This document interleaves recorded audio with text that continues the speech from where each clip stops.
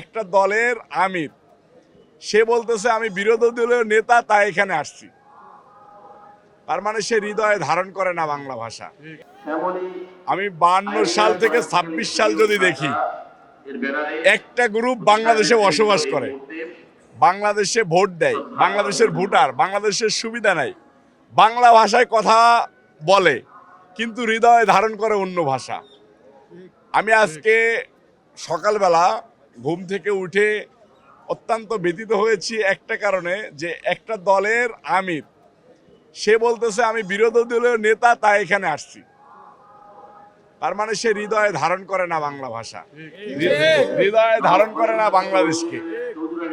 আমাদের দেশের মানুষ প্রত্যেকবার যে তাদেরকে প্রত্যাখ্যান করে, এটাই তার প্রমাণ।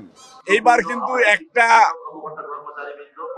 একটা সরকার, এই সরকার কিছু লোককে মানে ইচ্ছাকৃতভাবে জিতাইছে, ভোটে বিভিন্ন কারচুপির মধ্য দিয়ে জিতাইছে। তো যাদেরকে জিতাইছে তারা যদি বাংলাদেশি হতো তাহলে আমাদের কোনো আপত্তি ছিল না, কিন্তু তারা তো বাংলাদেশকে ধারণ করে না ভাই। এটা আমার কাছে মনে খুবই কষ্ট লেগেছে। আমি বলবো বাংলাদেশের মানুষকে, আজকে তাদের ভাষা দেখুন, তাদের হৃদয়ের ভাষা পড়ুন এবং তাদেরকে হৃদয়ের ভিতর থেকে ঘৃণা করুন।